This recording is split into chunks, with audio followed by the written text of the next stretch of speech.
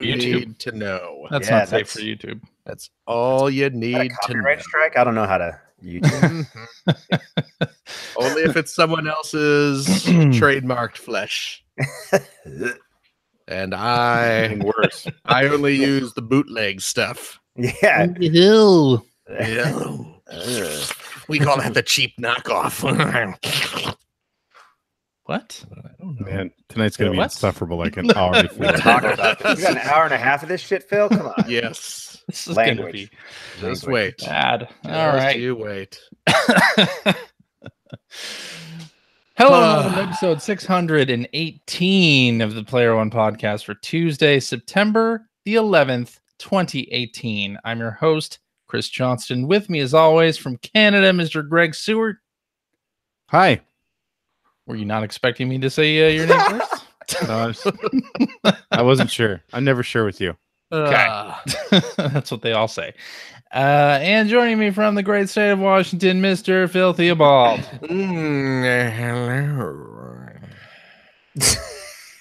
Hello. How's it going? How are you boys this evening? Going real good. Let me tell you, I'm visibly excited to see all of you tonight. And I hope you are reciprocating. Oh, more than you know, Phil. Oh, God. Joining us tonight, special guest on the show, making his return. Yeah. Podcast. 500 some episodes. Frequent contributor. Howdy do. How's it going? Living all right, man. Beautiful day here in San Francisco. Trying to make video games. Talking to Phil. What are those? This isn't a podcast about video games. I know. Rarely. Rarely. But yeah, I feel I'll contribute a lot today. And so just you wait. And then as Phil promised, I'll be a regular. So There you go. That's how he got his gig on this show. They're regular guest and then suddenly a regular. Sure. We just couldn't get rid of him. yeah. Yeah, you've only got about 100 episodes to go before you get made a regular. Using Phil as our measuring stick. It's so true. Now, Yes. Anthony, to refresh people's memories, you worked with Phil for a time, and Okay, first of all, he worked for me. worked for you, literally for you. Let's get that out of the way right now. Okay. I know. Yet, unlike all the other people that have worked with Phil, you still have a job. Yeah. So- Yeah. Sort of. Well, actually, Da-da-da-da-da-da. I'm an independent consultant, which is code for That's my a wife job. is our sole source of income. Yeah. I guess. Yeah. No, Anthony worked with me when I was at Backbone Entertainment Uh-huh. Yeah. / Digital Eclipse, and Anthony, you know what, I joke, but Anthony saved my butt like 1,000 times over at that place because we were working on those those plug and play TV games. Yeah. Mhm. Yeah. And you were the lead programmer For a on, few of them. Yeah. Oh, so you were the talented one on the team. No, that So- is true. I'm speaking as a producer myself. I get it. I get it. Yeah. Absolutely. Well, but Phil would always come over and give us inspirational talks around that 3 a.m. mark, and that's what Oh, got us God. through. You know, that SpongeBob dilly dabblers. Look at a little dilly, but not enough dabbly. Yeah. Some more dabbly in there, Anthony? I'm like, You God, guys- I see the value of producers so You much. You guys need any food? You need any food? That's Yeah. that's the real value of producers on crunch time, right? Hell yeah, Are you man. hungry? You need a drink? Anything I can get you. Yeah. Oh And man. Phil would be like, cool, you can build that to the company. Just go Yeah. go take care of yourself. Yeah, there you go. I'll Sure. be over here. Yeah. Yeah. There's a Domino's magnet on the fridge. I think their phone number's on there. You just give them a call. God damn it. But yeah, A we did pineapple this time. I would say we did all the important games for Backbone, like Mhm. again, SpongeBob Dilly Dabbler, Yeah. Winnie the Pooh's Big Picnic Day. I was not involved with Winnie the Pooh. Shut your Touchstone game. you're Definitely. Yeah. involved with Pooh, but not that particular. Yeah, not Yeah, yeah, well. not the Winnie the Not Winnie the. no, just Pooh. That's just Teledoodler. We did yeah, Teledoodler. Teledoodle. Super Silly Makeover. Yep. Yes, indeed. Yeah. Oh, and I don't like to brag, but Yes, you do. But you're gonna. okay. Until about a week ago, I would say the best Spider-Man game on the market. Agreed. I totally agree. Yeah. So That's there you right. go. Yeah. That's what Phil brought to the world. We'll say. Yeah. I was merely the hands of his genius. Realize Sam Raimi's vision. Is that what you did? Yeah. Brought it to the screen like it'd never been before. He's like, get me 4 AA batteries. I gotta see the best. I gotta see the best Spider-Man game ever. Can we make this joystick look any more phallic? Yeah. It's not quite bulgy and veiny enough. And don't forget, that thing was terrifying. Oh my God, we gotta find a picture of it. It was legitimately like we had to talk to Jax and be like, guys, you're seriously gonna put this out in the marketplace. It was bad news. Really, truly awful design. But yeah, and remember, it was the plug it in and play line of toys, not plug and play. Was it plug it in? It was weren't allowed plug it in and play. Yeah. It was like the wall. We went the wall. You know, they have those. Well, I mean, I know those websites that make marital aids that are modeled after like. You're well aware. You're like a mod, aren't you? This one's like this one's like this one is. Phil's got his own frequent flyer number on those websites. From Lord of the Rings. Ding dong. Yeah. Hey, Phil Dong 42069. Welcome back. Thank you. I'm glad to be here. Got this great idea. We're thinking of doing Thanos, the Infinity Schlonglet. Half of it goes away at a random time. Wow. You get it halfway in and suddenly you don't feel so good. Oh,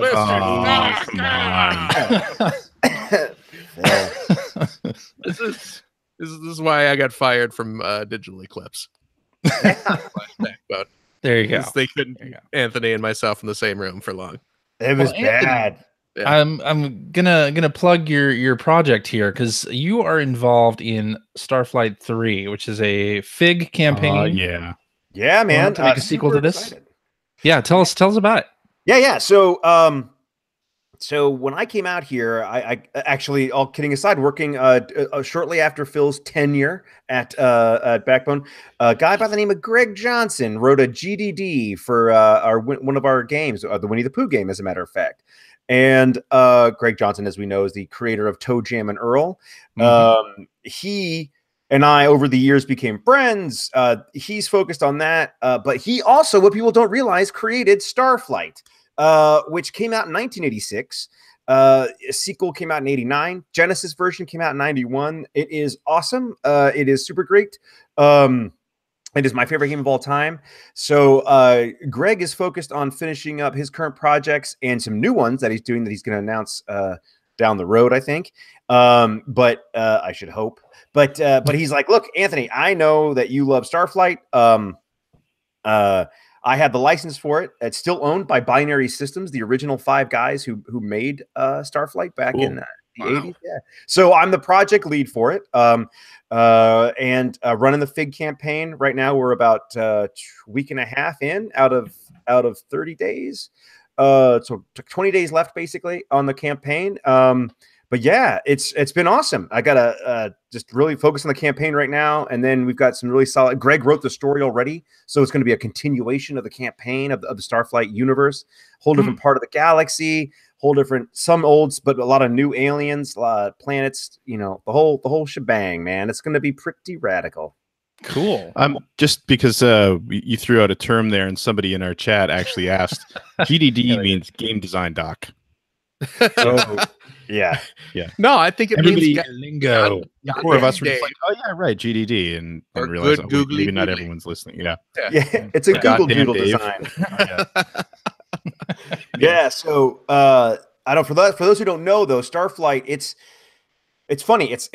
I would say something like Starflight is not really like a household name, even among core nerd gamers, which I put myself in that category.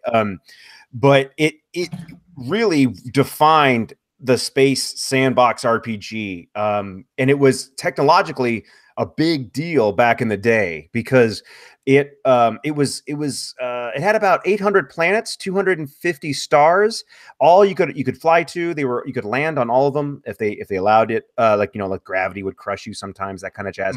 But sweet. All of this fit on 2 768K floppies, man. Jeez. And it was all used fractal algorithms at the time to procedurally generate all this stuff, everything from the terrain itself, and it would render 3D terrain as you were landing. You know, again, this is on a Tandy 1000 SL, you know, 286 processor, you know, at 4K or 64K of RAM. You know, it was awesome. So, and if you check out the site, you'll see like Casey Hudson has talked about how Starflight was a huge inspiration, pardon me, for the Mass Effect series. Randy Pitchford, we just posted an interview with him about saying that literally if it was his favorite game as a kid, and if he didn't play Starflight, he probably wouldn't have started Gearbox. Wow. So what I'm trying to say is Borderlands 3, I'm project lead. No, I'm kidding. It's happening, and you're welcome. You heard it here first. Yeah, it kind of sits in that same vein as, like, I know, and I didn't really know much about this until I started working at Frontier, but the game Elite was along the same lines, where it's like it had a massive universe and fit into this tiny bit of memory. Yeah. That when you look back on it and sort of understand that, it's like, holy shit! Like, how did people even do this stuff back then? So yeah, I mean, Starflight is one of those ones. I'm a big Genesis fan. I never actually did play Starflight 2, but it's one of those ones that I know even hardcore Genesis fans, there's this very dedicated core following for that game. That game was like hugely popular among a very specific group of people. Right. Which is a really nice way of saying it wasn't popular really at all. No, but a few nerds loved it, and myself included. So. Yeah. Well, and because Starflight kind of went on to become the inspiration for Star Control. Is that correct? Or am I okay? If I recall, Paul Ritchie was Greg's mentor. Starflight was Greg's first game, Greg Johnson's first game ever. He came out of the gates pretty hard, man. It was like EA's like in their single digits of number of published game. It was the first game to break 1 million. But Paul Ritchie really mentored Greg, and they were on the same team or anything like that. But after it came out, Paul was inspired by it to create Star Control. Yeah. And so that's kind of how that happened. And obviously Star Control is a much more well-known name, I think, in gaming circles. But you know what, I mentioned this to my wife because I know my wife Dana, she's huge into Star Control. She's really huge into Star Control too. And when I found out about the Starflight 3 campaign, I mentioned it to her, figuring like, oh, this is kind of right up her alley. She will dig this, and she just about crapped her pants. Yeah, and that's great. Was just like, oh my god, Starflight is like, she's right there with you. She's like, that's one of my favorite games. I played that constantly when I was a kid. Yeah, playing Starflight 2. So she's and she's a writer, like she's a big narrative person, right? Yeah, she works at for an iOS developer. She's doing like narrative design.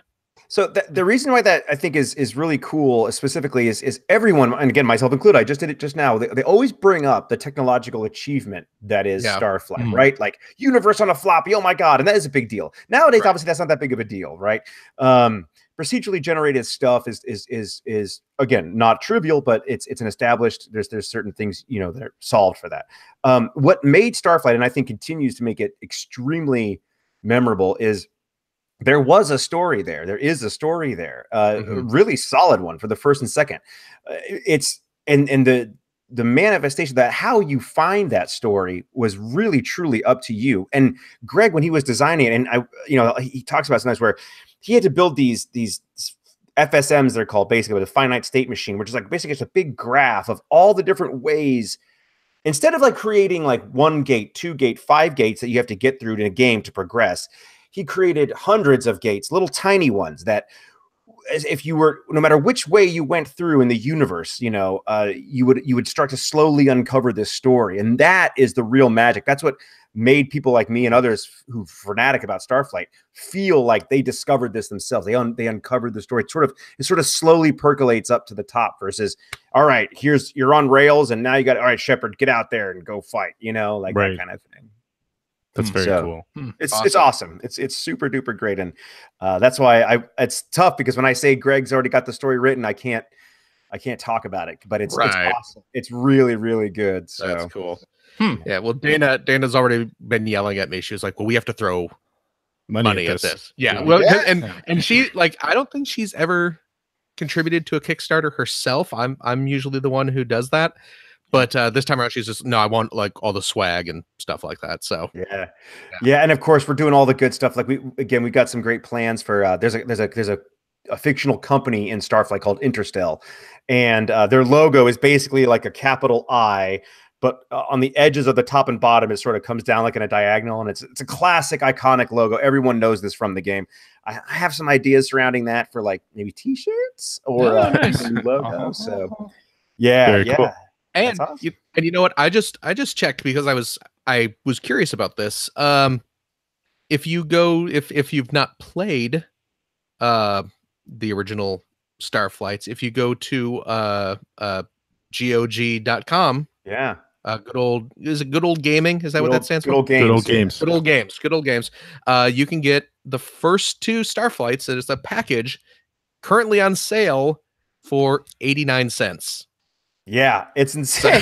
So if less than something on McDonald's dollar menu. I mean, come on. Yeah, you're doing yourself a disservice if you don't. Honestly, and they are so much fun. Those games are still a blast today. And yeah, GOG, and it's cool. GOG, by the way, they include like there was a password card you had to turn. You know, you're given hints. Oh yeah. They include star maps. They include the hint books, everything. So it's a really good deal, actually.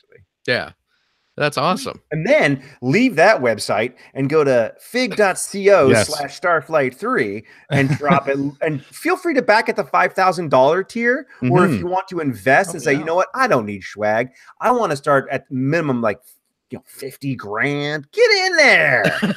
Just throw some mortgage a house. Do it for the universe. Well, that's the difference between Fig and Kickstarter. You know, on Fig, you can choose to invest in the product itself. So that's a cool little wrinkle there. And people should check out this page for sure. You got a lot of great gifts, a lot of awesome video footage here. It's nice. The page is nice. I'm gonna have to contribute to this. Thanks. Yeah. It's tough. When I was at Double Fine, I was leading the Kickstarter campaign for Massive Chalice, but that was a much more fleshed out studio, right? That we had a community manager, we had guys from the dev team were helping out and all that stuff. You know, this campaign, you know, Greg's really focused on shipping TJ&E and doing his thing. And I've got some buddies, it's really just been me calling in a lot of like, hey, really famous artist friend, you can make me a logo, right? I'll let you pet my dog for an hour, you know, like not a euphemism, but like, so yeah, you know, it's, I'm just calling a lot of favors and get out there. So I appreciate you liking the page. There's a lot of work and a lot of favors went into making that. So. Well, I'm awesome. Glad to see you were able to call in your C-tier podcasting buddies. Yeah. Clearly you've gone through the list of all the good names, and here you are on Player One Podcast. Let me tell you, a link at the top of our show notes is worth at least 3 backers. And they're all hosts on this. They're all the hosts, yeah. And just to be clear, there was an opportunity cost here. PewDiePie called me, and I was like, listen, kid, not now. Yeah. I don't know what YouTube is, but I don't play Pokemon. I don't want to play Pokemon. So Hey. I'm kidding, Phil. No, I'm with Watch you. it. Watch it. I love the ancient art of Pokemon. Thank you. Oh, thank you. Goodness gracious. You son of a bitch, Anthony. It's like, all right. It's like Blues Room all over again. Sorry. Oh man, that was one of the other games we worked on. The Blues Room. Plug it in and play. Wow. Should we move on to the news? Well, let's talk more about Blues Room because we have stories. Is this a Blues Clues game you're talking about? Shit went down on Blues Room. Apparently. Oh, man. Sorry, no, Nickelodeon, you're going back and forth with Nick about, you know, we got it out. That sounds fun. On time and under budget. We got it out. Yeah, we got it out. Is that a quote on the box? We got it out. We got it out. Technically a finished product. We got it out. Associate producer Phil Theobald. No day one patches on those plug-in. Wait, back up. Huh? What does an associate producer do? The full producer job when they say you're going to be the associate producer, and now the producer's going to go work on Death Jr. Oh, okay. Ah. Okay. Just checking. Just remember, we paid for Death Jr.'s dev, baby. That's right, Jack's man. plug it and play. Solidarity, Phil. Thank you. All right, Hey, let's get on to the for news nothing, here. That Dilly 'Cause Dabbler Phil- YouTube video has a Phil, crap load. Yes, please, no more of the Dilly Dabbler. At least 100 episodes of the show were all about the Dilly Dabbler. Really just tired of hearing about it. Dilly Dabbler. But speaking 5.3 million views on YouTube. Thank you. But go on. Speaking of cool things, how about this Zen Pinball announcement that they have the Bally Pretty sweet, Williams? right? Oh, that is pretty tables. sweet. Yeah. Yeah. So how upset are we? And let's hash this out on the show.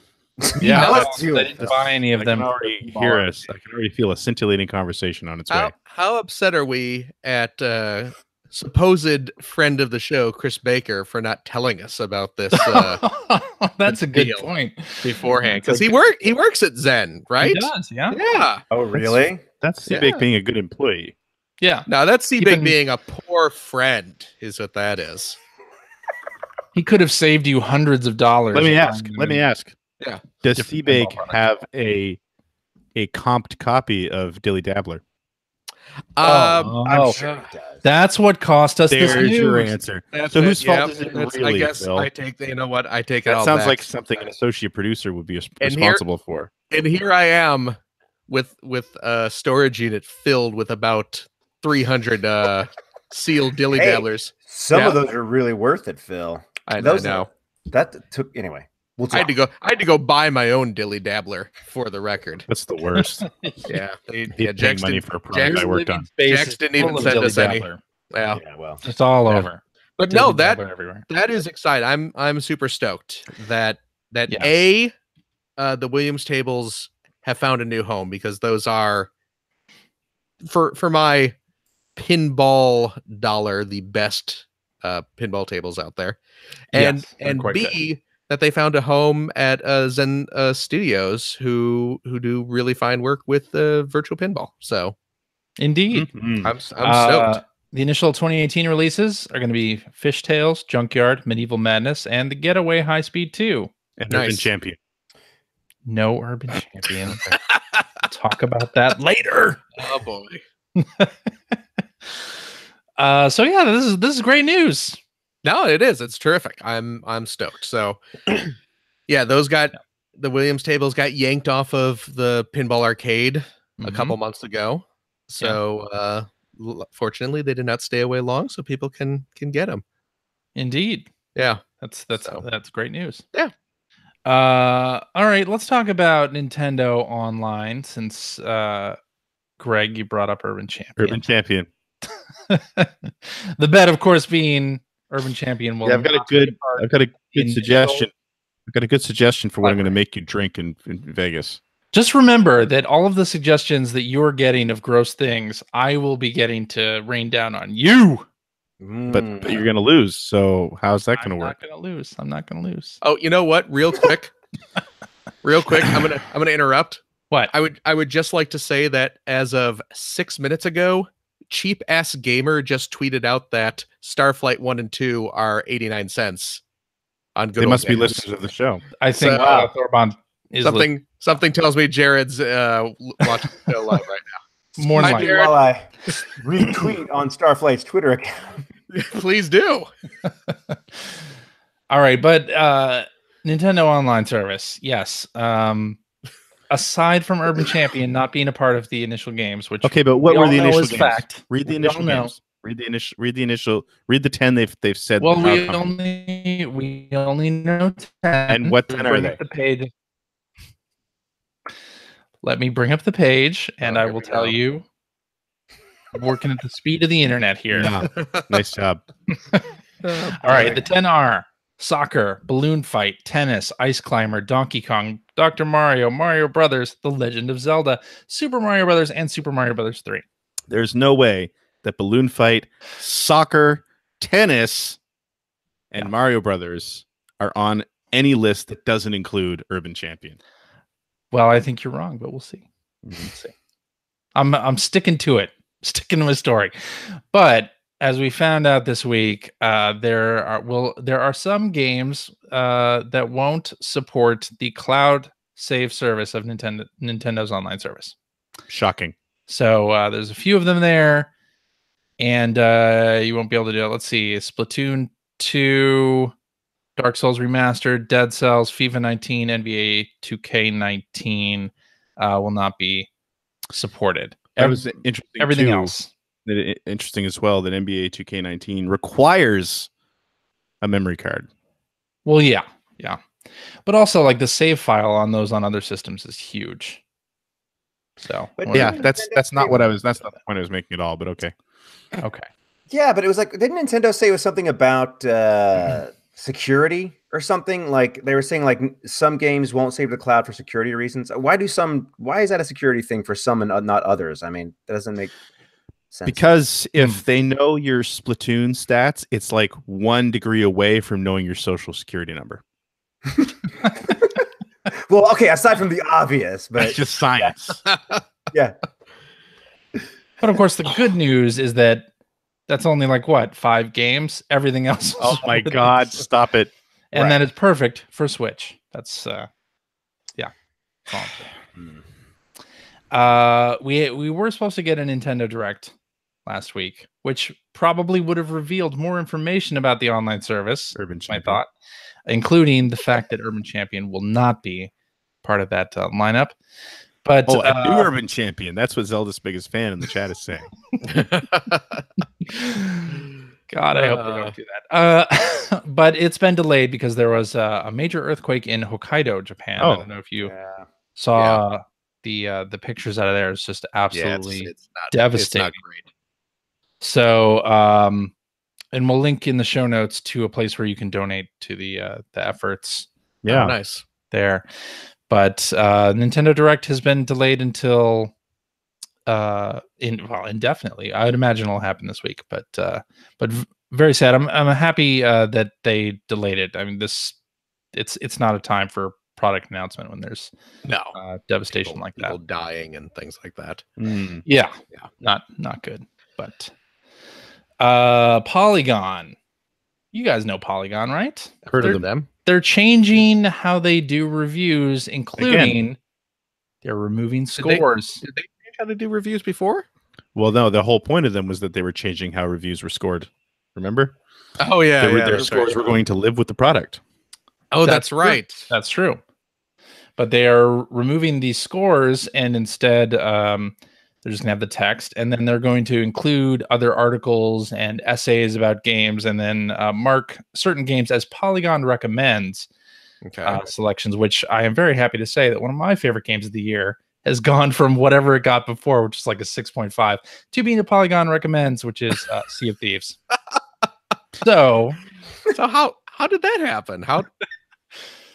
I don't know, actually. I mean, I like the fact that this is not even me insulting Sea of Thieves. I'm just curious. What was its score? What was its score originally? I don't remember what its score was. It was not high. It was not. I'm guessing there's some threshold that they're saying is, Yeah. And I mean, to be fair, the game has changed a lot since it was released. The game has changed quite a bit. True. They've added content and addressed a lot of user feedback. So yeah, I'm a big fan of this changeover. I love that they called it an evolution when EGM was doing this back in 1989. But Polygon has always been really good at sort of talking about how revolutionary they are. But we didn't remove scores, did we? EGM, the very first issue of EGM had a hit and miss review scores. Right. Yeah. And, which I always loved, which I've missed. Hit and miss. Yeah, and I mean now they broke it down a little bit where it was like direct hit and miss. I think was the 3. Well, Eurogamer has recommends. Yeah, right? I've always been a fan of this because what the hell is the difference between a 7.2 and a 7.3? Right. Oh, you'd be amazed. There's layers. Yeah, there are layers, exactly.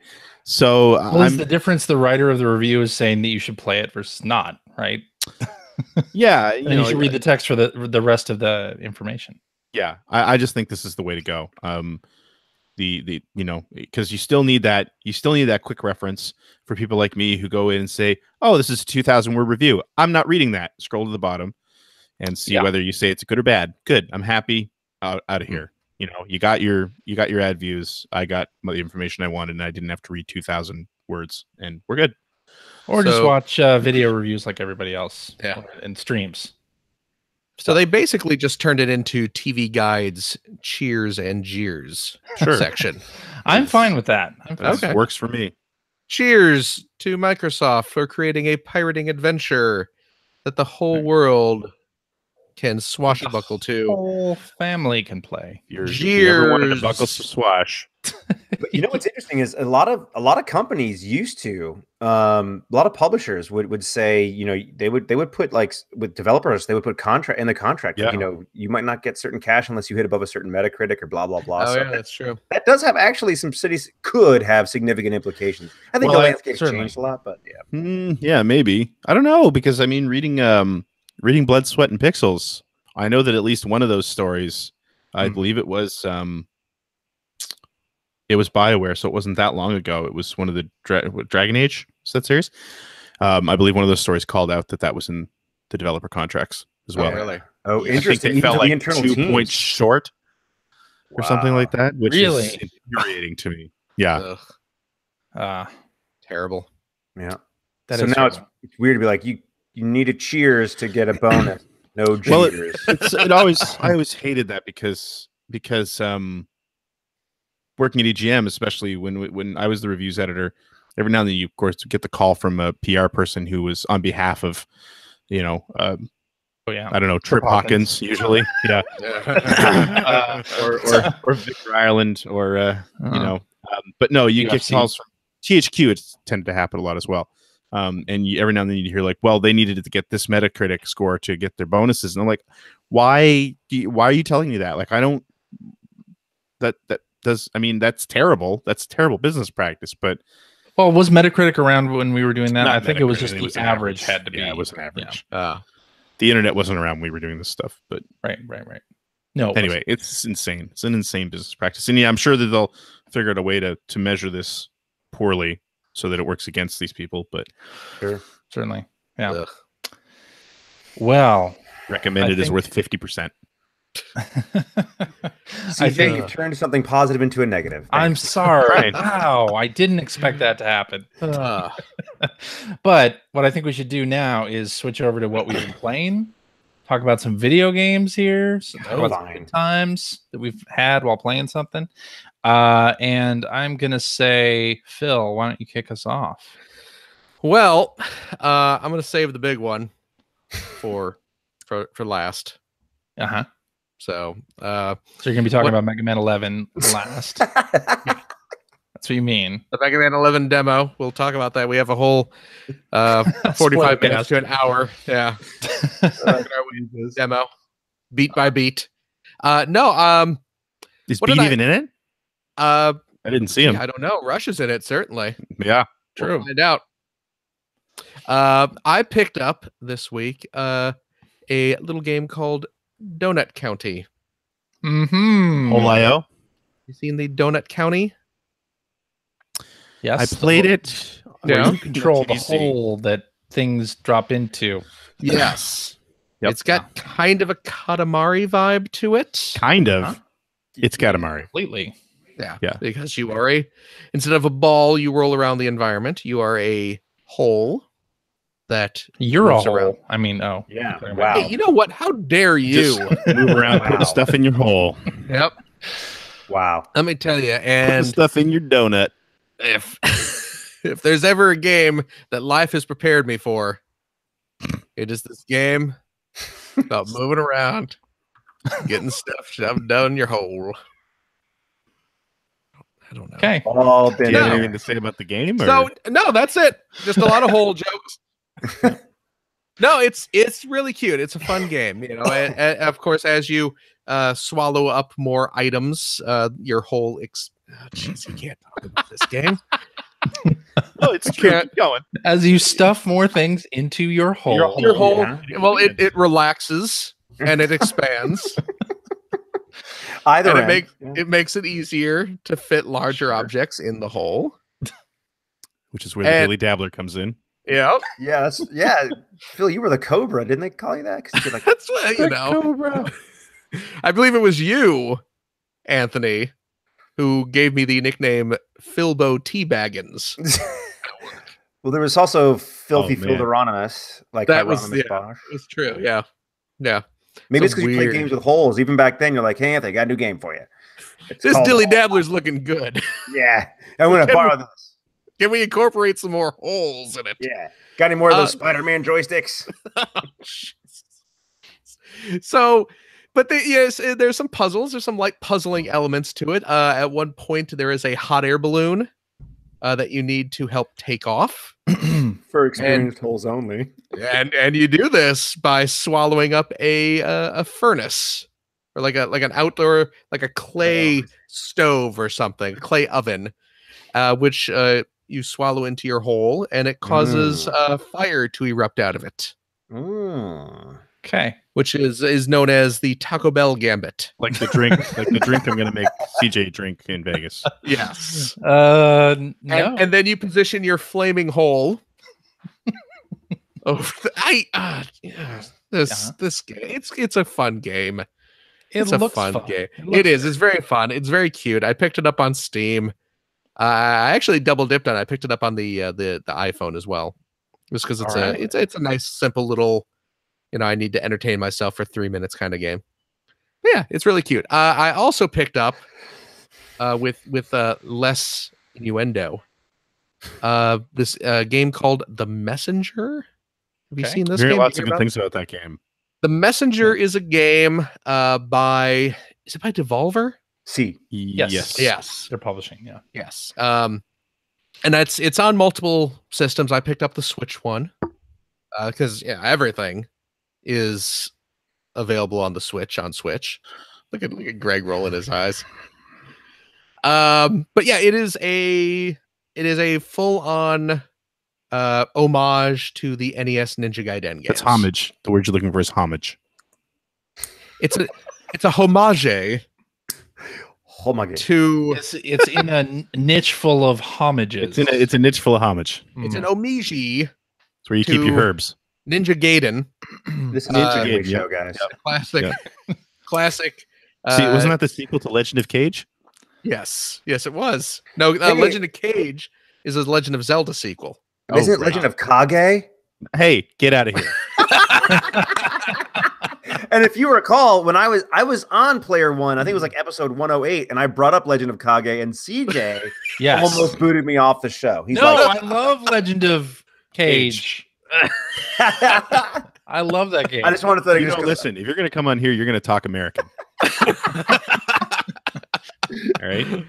Oh man, Messenger's really good though. I'm playing that right now. It's really good. It is great, right? Yeah. I'm not. I mean, I'm maybe like 4 or so levels into it. There appears to be. Oh, sorry. That's as far as Phil gets in any game. True. Jeez. How far are you, Anthony? History. Well, my buddy Josh and I are playing it, and we're playing on PC. He pilots it most of the time. Not gonna lie. Okay. Watch. But go. Yeah. Do it. Thumbs up, brother. To ninjas. Yeah. We beat the 8-bit side of it. We're now going through the 16-bit side. Oh, see, now this is stuff I spoilers know about. Well, I'm surprised you didn't mention that because that's like splattered all over the internet about the whole 8-bit 16-bit. Even I knew that. Yeah. See, I was kind of avoiding details, so thanks for ruining it for me. Yeah, but I'll tell you, the game it does a little fourth wall-y stuff, but so thanks for stealing what I was going to talk about, but it does a great job. I mean, music is awesome in it. Anyway, I'll wait till it's my turn. But yes, it's a great game. Keep going. No, talk about it. Talk about it. When people who've played it they're talking about it. So one thing that Josh and I Phil hasn't played it. Yeah, it's it's really well balanced. It immediately you start to the progression of skills adding on as required is great, which are like, yeah, it turns out it's a side scroller, but you know, they do a really, really good job of it. The music is exceptional, and the transition to 16-bit is also great as well. And you really get to play with that in the like mid-late game. It's super fun. It really adds. They did a great job of layering a lot of design elements. And then with games that typically go back in time, quote unquote, make you replay stuff, you know, blah, blah, blah, as we know, like Metroidvanias, but like they did it really, really well. I don't know. I don't want to spoil too much. That's why I sound like I'm like a 4-year-old with this first like evaluating gig, but it's, it's super fun. I think it feels more like a Genesis game. I've heard this is not a SNES Genesis thing at all. Like, hey, just so you know, everything's a SNES Genesis thing. Yeah, I know. Everything comes down to that. Yeah. That's a good point. That's a really good point. But no, it's super fun, man. The boss fights, everything. Oh man, and when you get certain weapons, you feel like you'll be like Crouching Phil. You know, it'll be everything becomes so smooth. It's just like you're just dancing on the rooftops, baby. It's just man, you glide through the level. But it really makes you feel like you're awesome at the game. When honestly, my buddy Josh is mostly just button mashing. No, he's actually he's really good at it. He's really good at it.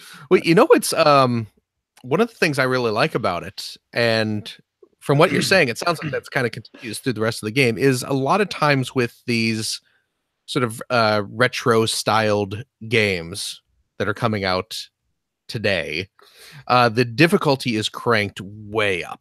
Yeah, like they're really kind of trying to play into that whole like, 8-bit games are hard, get good, lol. Yeah. And this game does not seem to fall into that. Like Completely agree.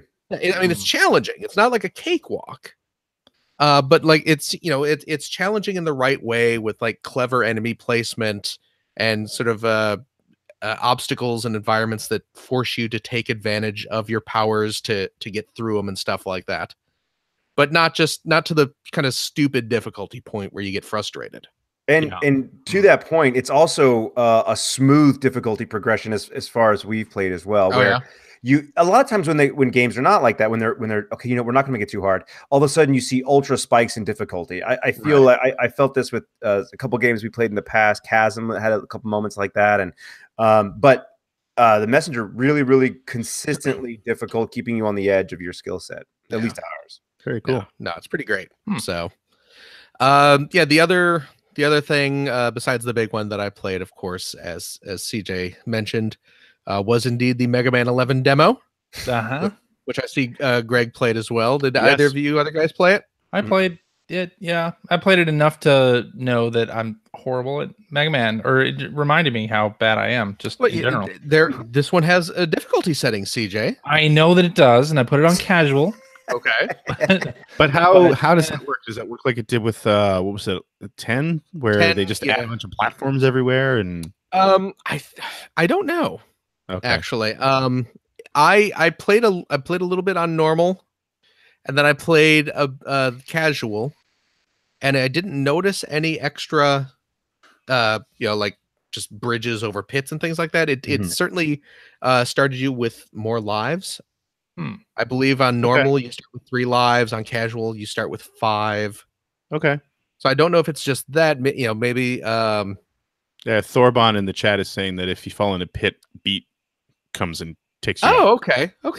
I actually prefer that over the platforms that were added to. Right. Yeah. So there you go. Beat is in the game, to answer your previous question, Greg. But yeah, so the demo just has one stage, which is Blockman. And I'm digging it. I really like it. You sound a little. What do you think about the boss door animation that? Well, not a fan. Thing. Not a fan. That is. When I jump through a door, I want to see him jump through the entire transition. The internet is that the problem? That is the problem. Yeah, I noticed it. So yeah, you know what? The internet may go a little overboard when it comes to puddles in games. Yeah, Jesus. But boy, are they dead on when it comes to Mega Man transitioning through a boss door. It's so stupid, but and I mean, I'm not pissed about it, but it is something I noticed when I was playing the demo. It's like, because I jump at every Mega Man door, and it's like, who doesn't?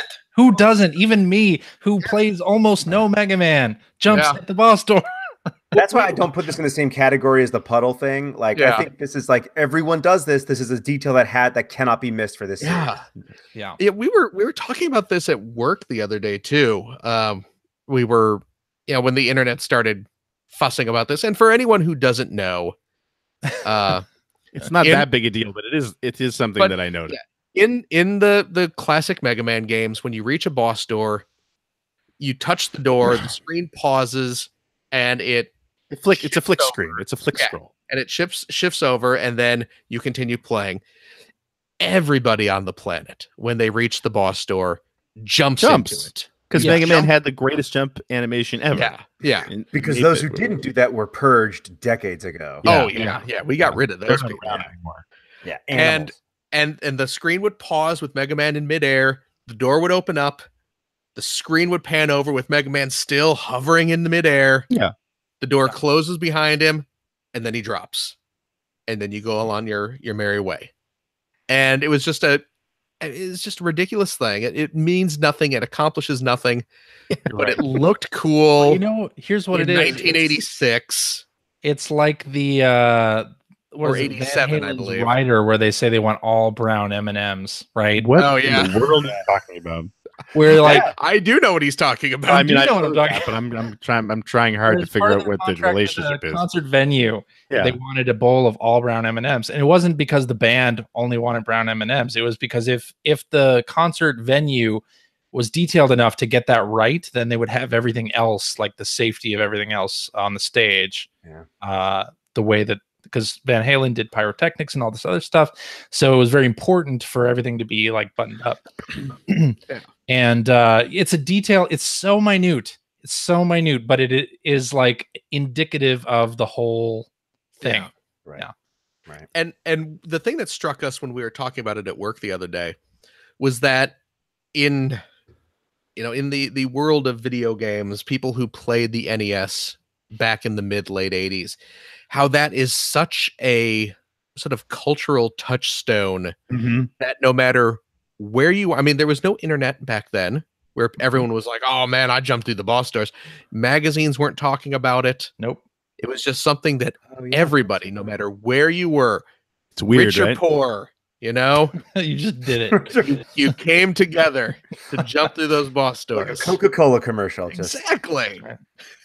Yeah. So hopefully they fix that. So to speak to the actual game, yes. Wait, there's a game too? Yeah. Whoa! I enjoyed the demo actually a little bit more than I expected, because I was really a little bit nervous about the whole fully 3D thing. Yeah, understandably too. Because those games don't necessarily always translate well to fully 3D. Now they have in the past, like Powered Up was great, and Maverick Hunter X was great. But I'll tell you what I'm not really crazy about is the gear system. Yeah, because the gear system. It feels really gimmicky, and I'm afraid there's going to be too much of the game based around it. Yeah, it does feel like adding stuff for the sake of adding stuff. It. Yes. Yeah. Yeah. I love the idea that like Rush is mapped to a button. Oh yeah, that's beautiful. Right. Yeah. And of course you've got the shoulder buttons that you can switch between. I believe you can switch between weapons. Yes, you can. And I actually even like that I wasn't crazy about it at first, but now when Mega Man actually switches powers, he actually has a graphical change. It's not just a color change. Right. I'm also on the fence about that because, it's so classic Mega Man to just have the different color palettes. But yeah, the Gears thing I didn't like. Did you notice the game also has a weapon wheel? Yes, with the right stick. Yeah. Which I kept hitting by mistake. Like, I don't want the damn weapon wheel. Right. But yes, it's a nice touch. Yeah. I will say, like you, I'm not super sold on the gear system yet. Although I did find myself using it for the mid boss in the game. The four spinning wheels that would stack up and then spread and drop down. I would use the time slow. Yeah, same here. I'm just hoping that the game is balanced in such a way that if you don't want to depend on it, you don't need it, but you can use it if you want. You know what I mean? Like if that's how the game turns out, great. If we get into sections where it's all about managing the gear system stuff, I'm not too. Well, it comes out in like a month, right? Right. So it's not like they're changing a whole lot from. Well, no. I think his point is he's hoping. Right. I'm just saying we haven't seen the rest of the game yet. That's true. The way the game is balanced, hopefully you can go through it. Right. Gotcha. You know, it might be a little more difficult in spots if you're not using the time slow or the charge thing, but hopefully you're still able to. But yeah, I dug it. Cool. Anthony, what do you got for us? Nothing interesting. The Messenger. No. Yeah, actually, my buddy Josh and I play Messenger. We have, it's funny, we have a show on YouTube where we do that. I won't plug it too hard. It's called Let's Game It Out. Plug away. So it's fun. It's called Let's Game It Out. Josh and I met Josh when we worked at Humble Bundle together. Oh, cool. Our fine folks at Humble. Humble's great company, good dudes. Funny guy. If you go to letsgameitout.com, you just get redirected to our YouTube channel.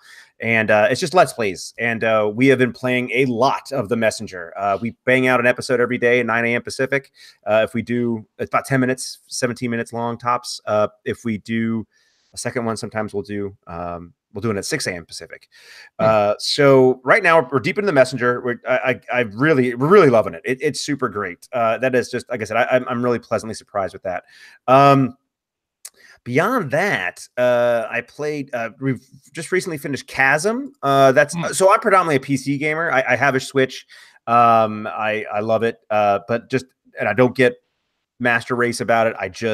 It's just easy for me to just not get up from my desk. And that's a big win for me these days. I don't like to burn too many calories. I mean, really, that's the same. That's the same for me in consoles. I just don't want to get up from the couch. Right. You got to bulk up. You know. Yeah. Who knows what's going to happen tomorrow? Yeah, exactly. And like I tell my wife, some are built for speed. I'm built for comfort. Right. So she respects that. So she doesn't. But so Chasm was great. Chasm was from BitKid. It's a small dev. I can drop their they're on Steam. Anyway, side scroller, random generated stuff, very, very rogue, purely random generated levels, placement. So it's tough because the game's long and it's hard, and there's no way to cheat in terms of like looking up other YouTubers who have finished this thing or not. I don't know that actually the random map generation added a lot to the game. It didn't change what you had to accomplish. Obviously, it just changed how you went about it. This is not, rocket surgery. So kind of was bummed about that. But these guys, they really good. Did you say rocket surgery? Yeah. Okay. I just wanted to make sure I heard that right. Continue. Yeah. That's the joke. It's one of my favorite jokes, but I don't think these guys have made anything else. This company BitKid, but for the first time out of the gates, man, not half bad. Really enjoyed that. Playing a lot of this isn't new, but I played a lot of Master of Orion, the new one, that the remake that came out actually a few years ago. So I'm sort of dating myself. But that's kind of my standard go-to. A lot of VO budget. Michael Dorn is the narrator in that. Nice. The actor who played Q from Star Trek is that? John Delancey? I think's correct. I think that's exactly right. Yeah, and I when you said, I think that's right. So anyway, Master of Orion is one of my favorite games of all time. It's they did a really good job with that. That's kind of my go-to. Another one that I played that it was funny is the Chronicles of Quiverdick, which is just hold on. Now between this and Donut County. Yeah. So again, I found this. So I really enjoy, my buddy Josh and I really enjoy finding games that don't get a lot of press but are well made. And again, Steam pumps out 8 trillion games a day. Yeah, it's ridiculous. Maybe 7.9 trillion. But so there's a lot of good stuff. And the Chronicles of Quiverdick is just a fun RPG. I think it's an RPG Maker game, but It's a blast. The writing is clever.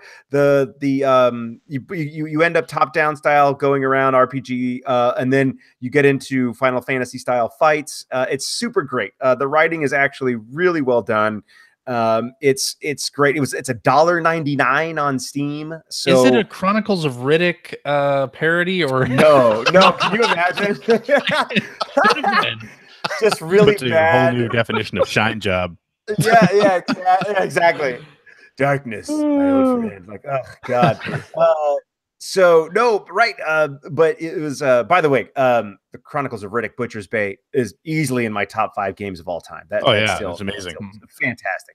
Yeah. So Chronicles of Riddick is really, really fun. And again, it's obviously blue humor. It's super lighthearted, and it becomes like one of your primary items is an eggplant, of course, a big sloppy eggplant that you have to fight and use as a grenade. So. Yeah, and there's a lot of cursing in it. It's super fun. So that we had a lot of fun. I tell you, man, for $2, it's a lot of stuff. It is. I'm looking at it on Steam right now. Dude, it's great and it's really, really fun. I can't recommend it. But see, like that Chasm, The Messenger, obviously, the Devolver's been killing it for a while, to be honest. And so those are all just really the fun games. One thing, obviously, I'm not playing because it's not released yet, but I want to mention it that I'm particularly excited about is. From the indie stuff that was shown at PAX West that just finished out is Bloodroots. And man, their teaser trailer and what I'm seeing on their Steam page, it's by a dev called Paper Cult. And it is awesome. It looks really good. It looks kind of like a Hotline Miami meets The Forest in a way. It's gonna be interesting. I have no idea what that means. What kind of game is it? So it's nothing about this. Right. Okay. Right. So it's action game. It's a 3/4 perspective. Very Hotline Miami. You're going around, just constant, fight. A lot of blood, a lot of gore. It's got kind of like that cell shaded feel to it, So everything's kind of flat shaded. I think the thing is polys. I think it's actually 3D. It doesn't look like it's 2D, but 2D drawn, but I could be wrong. Basically you just you have to avenge your death, and it's not that complex of a story. You're betrayed by your buddies, and you are now seeking revenge, and now it's got this whole kind of afterlife thing to it. So the demo at PAX was interesting in that you start out getting stabbed like in the neck, and you come to, and now you're getting your revenge. So you're fighting, and then but it's not just like Hotline Miami where it's like weaponry and it's on a 2D plane. This has some depth to it. You've got like you're going up different levels in the game. You're using different moves to like you can grab props from the environment, like a pole to like kill somebody with, then stick in the ground and pole vault up onto the ledge to continue down the path. It seems timing based. So in that sense, it's got a little more interesting gameplay to it. Still really frenetic. But anyway, like I said, the demo is cool because you're killed, you play, and then it wraps back around, and you're the guy doing the killing at the beginning. Sweet. So I love little touches like that, But the art style, it looks clean, solid 60 FPS. I'm very excited about that. So awesome. Yeah, man. But other than that, just my go-tos: RimWorld, Master of Orion, obviously Starflight, and that's about it. Cool. Greg. Hi. What do you got for us? I played lots of stuff. I played old stuff too this week, but one of the games that I did play that I'm not going to talk about right now, but I did talk about in another podcast. I played a bunch more F1 2018, and I joined a friend of the show, Mr. Rich Grisham, on the what the heck is the name of his podcast? Press oh my Row god, Podcast. Press Row Podcast. Thank you. I had it up on the screen. I checked it to make sure I had the name right because it's been so long since I've been on it. But anyway, that's going to be coming out this week, where we talked about F1 2018 for like a little over half an hour. So you guys won't listen, but other people might. But another racing game that I've been looking forward to this year finally came out, and that is NASCAR Heat 3, which I actually got a copy of from the folks over at 704 Games. Oh. Yeah. Very nice. I'm really happy with it. I think I've mentioned a couple times before on the show and elsewhere that I haven't been crazy about the games these guys have been doing for the last couple of years.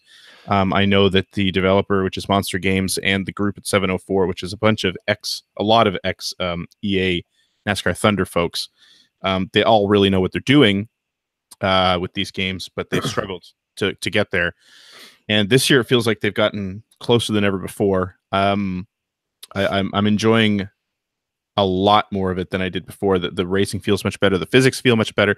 They've doubled down on dirt racing this year, which some people are crazy about. I'm not totally crazy about that idea, but it does feel good. They've hidden away most of their career mode behind a season or two of that, though, which I'm not happy about at all. I haven't actually unlocked the team ownership stuff that I'm the most interested in, because I've had to sit through dozens of racing events on dirt, which is not why I play these games. But I've started to figure out the settings a little bit more, and it's become a lot more fun in like recent events, which is nice to see. The only thing I think that right now, as far as my experience with it, that I'm not crazy about is now that they're starting to get the physics down, I think they really need somebody focusing on user experience in those games. It just feels very... The experience is, the best way I can put it is that when you go to different parts of the game, it feels very siloed in that, like when you're in an event, you don't have access to most of your options. You need to have set everything the way you want it up front. And if you didn't, you're kind of locked into it. No. And it's, it's something that, again, they've been focusing a lot more on the actual gameplay, which I get. Sure. But now that they're getting closer to the point where it feels right, they need to get into that whole, the difficulty doesn't feel quite right. Let me access the AI settings during the race so I can bump it up or bump it down and, find sort of my happy place when it comes to that. Or wouldn't that be cheating, though, in a racing game? Well, we're right before the finish line here. Let me bump this down to E. No, okay. But, it is and it isn't. I should say in between sessions, let's say. But okay, that makes more sense. Or little things like... Every time you go to a race, you have like a practice session, qualifying, and the actual race. And one of the things I like is in the practice session, they actually put the driving line on automatically, which is cool. And then they remove it for qualifying in the race, which is also cool. It's like, practice, you're meant to learn the track and everything. But like little standard things that most racing games will do that they don't is like when you're going out in practice, you're running laps. The laps feel good. You see your lap times, like, okay, that looks like a good time. You can't compare your times to anybody else on the track. So you really don't know how you stack up against the field because they just don't give you that information at all. And then you go into qualifying and realize, the lap time that I thought was blazing quick is 2.5 seconds off the top speed. And I have no chance. And I didn't practice enough. So now I'm stuck with this. And it's little things like that. That's all I'm really going to say about it. I'm going to be back on Press Row Podcast in the coming weeks talking about this at a much deeper level. I feel like I've gone as deep as I can here before we hit Sea of Thieves territory. So I'm going to move past that. Another game that I've been talking about for the last couple of weeks and I finally finished this week was Tanglewood. It's that Kickstarter new Genesis game. By Big cool. Evil Corp. Again, I'm going to echo what I said before. Fantastic little game. Really, what's the word? Homage. It's a homage to Out of This World. It's just a side-scrolling. Oh boy! Oh jeez, there we go. Side-scrolling. Been fighting it for weeks. Oh, it's so side-scrolling. It's a side-scrolling platformer, but it's much more. You're moving from puzzle to puzzle, really. Like, each new area is like a big puzzle. You have to figure out, like, push this block over here, or figure out how to fight this enemy, and you really have no offensive capability whatsoever. So you lure them here, or sometimes there are chase areas where you just are, again, very out of this world. You're dropped into this area where suddenly there's this giant monster behind you. You just need to run and lure them into a trap or get away from them so they can't follow you, that sort of thing. But yeah, fantastic little game, beautiful. There's one section near the end that I really love where the background is a sunset and everything in front is done in a silhouette. And it just looks, it's not the first time I've ever seen it, but it's beautiful to look at. So crazy about that as well. That's interesting. This is actually written in Motorola 68K. This is written for a Genesis. Yes, that's one of the big things that the developer in all his interviews early on said. That's like crazy. It wasn't only that he set out to do a Genesis game, but he set out to develop a Genesis game using the tools they used 25 years ago, 30 years ago. Huh. So like I think his test kit was an old Mega Drive, Mega CD test kit. And yeah, I think he actually used like this ancient old computer to do all the dev work on, using what I think were all the tools they were using back then. Yeah, that's a really big scene. That there's the Sega EverDrive you can get, which is great, which lets you code, develop, and put your own stuff on there. That's really cool because a lot of 8-bit guys, 16-bit guys, right? They say, "Oh yeah, we're 8-bit," but they're using as many colors as they want when you didn't have that option on the Genesis or the SNES or whatever. No, so, exactly. This is cool. It's really great. I highly recommend it. And like I said, you can buy it on Steam.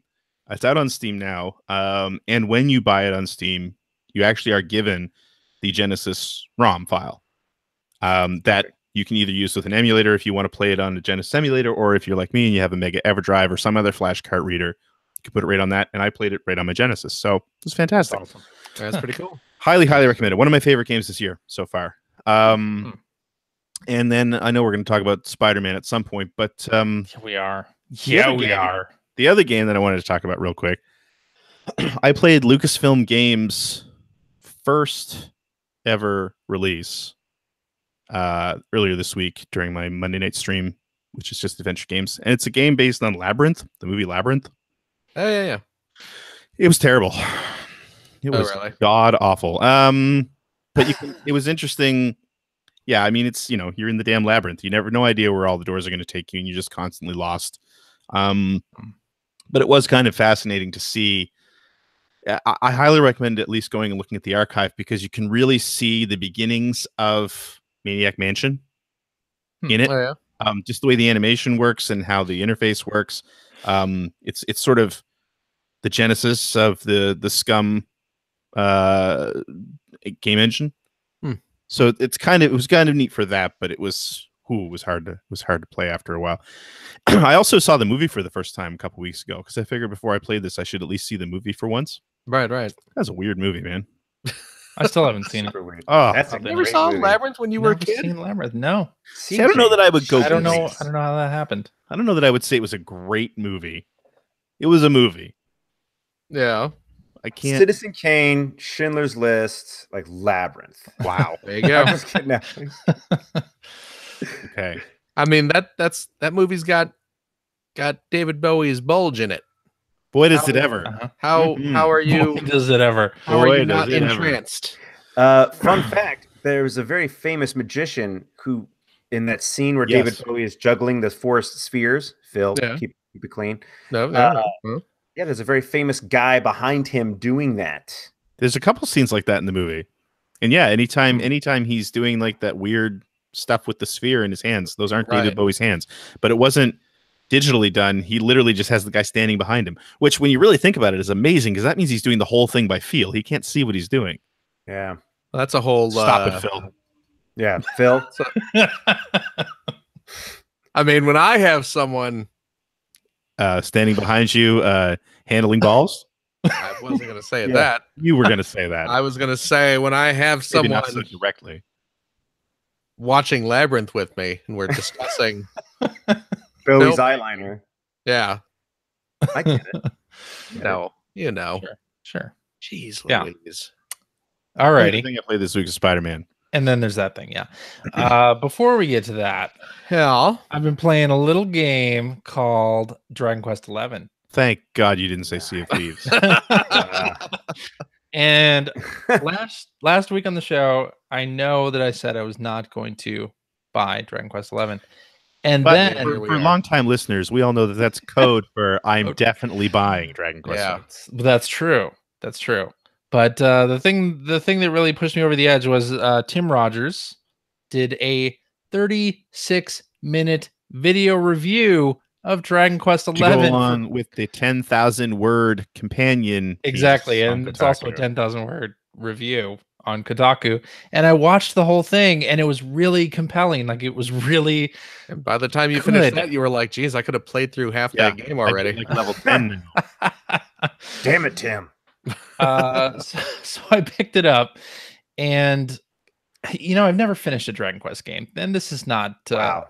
surprising to But you're anybody. busy watching Tim Rogers reviews. Yeah, clearly. Wow. Who has the But- time? I've never finished a Dragon Quest game, and I won't finish this one. Let's be honest. I'm not going to finish this one, but the game it's video game comfort food. I mean, the coming back to it, and it's a very old school RPG in its battle system, and even the sound effects, like Dragon Quest does this thing where when you go to the next area, it uses the 8-bit sound effect from when you're walking to a new area, and it does the little battle noise in its 8-bit, 16-bit thing. Like, it's got little throwbacks there, and the graphics look absolutely amazing on the PS4. I'm playing on a Pro. I don't know if it's 4K or whatnot. All right, enough classism. Just keep going. Geez, It wow. looks. I'm playing on a good. Pro. I don't know. I don't know you suckers without 4K TVs are gonna do. 8K TV. I don't know. Whatever. That's right. It's at its base level. It's just a really it's just a really good game. Like, and it just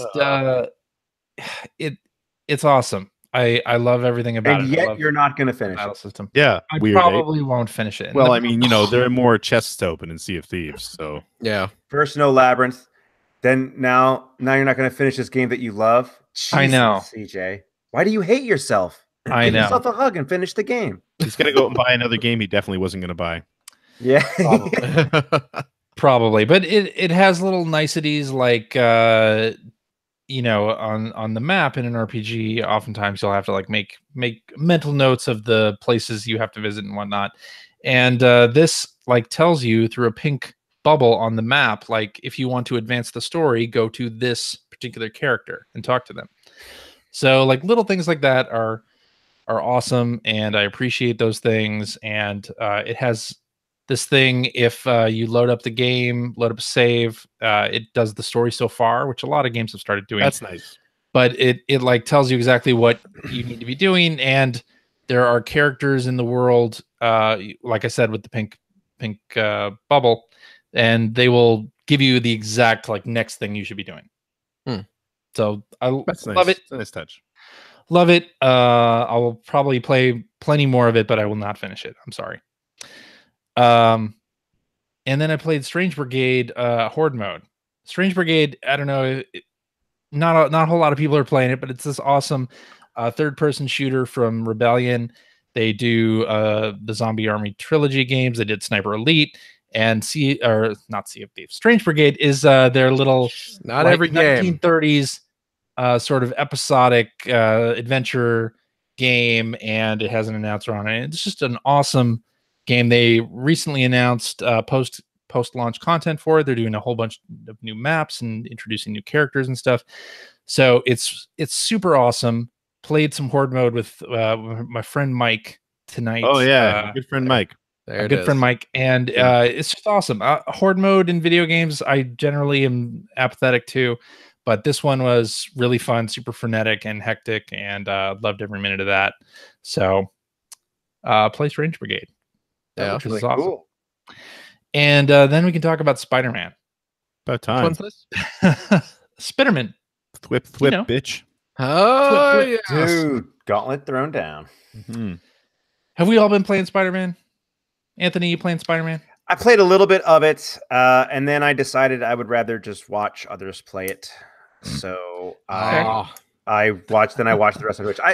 I'll tell you why if you want to know, but it's nothing. You would definitely want to know. Shocking. Yeah. It's just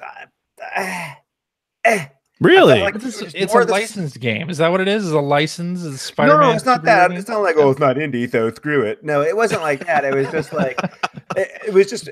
I thought that it wasn't. I didn't give much of a chance, and I should, but I didn't feel like I was getting anything new out of the gates for it, and I thought the in-game acting and moments were just kind of just more of the same. Like, distract a guard. Okay, cool. And then it's like, I think I need one more fuse box blown.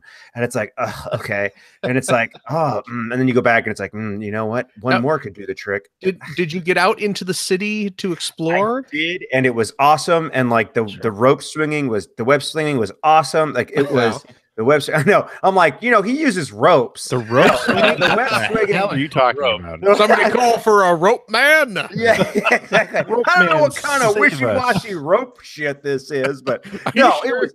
Are you sure did you pick up the Spider-Man game? Yeah. Yes. It had donuts in it. No, it was the web slinging was awesome. It felt great. It's never not felt great though. you know, the PS2 one felt great. Like I don't know, is that people always go to that, dude? Did you? But then you can swing low and you PS2 go game through did feel between great. buildings. That's true. It's there are details that make it better than the rest, I guess. But is that enough for me to go $60? I don't know. I want to say, and I could be wrong about this because it's been a long time since I played the PS2 version of Spider-Man. But I think with the web swinging there, they were cheating it a little bit, where he just was sort of shooting web up into the sky, and it wasn't really attaching to anything. Right. Yeah, Just which was fine. It felt great, but I think to me that's the key thing that I'm impressed with on this version is, as far as I can tell, when you're swinging, you are actually attaching to buildings and things overhead. And when you get to an area that doesn't have a tall building like right in front of you, you fall to the ground. Or you can zip forward, or you can zip forward. And like I really love that when you're turning corners, that's my favorite part about it, is that you can actually do that thing that you see him do in all the movies, where it's like you thwip to a. I'm just going to keep using the word. To like, well, that's the proper building. Swing, you swing around the turn, and it's just right.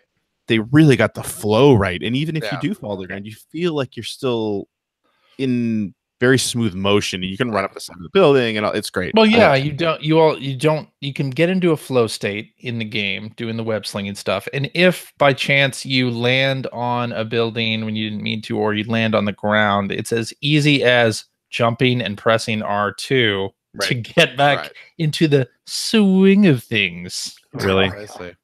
But and again, and I get the escapism feel of that, and that's rad. I guess if I cared more about like wanting to be Spider-Man in that sense, I would. But okay, I saw a great because even when you're swinging, man, it takes a long time to go around Manhattan in that game. Oh yeah, it's almost. I wonder if it's 1-to-1. But it's so much fun. I saw somebody in a tweet mention, I think there was a video posted, they were playing it where he was running everywhere. Oh yeah. Just like was he even running, or was he just kind of strolling? I don't know if he was just doing the walk or the run, but that would take hours to get from one place to another.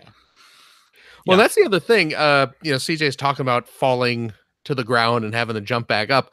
I actually find myself having that problem less and less now. Yeah.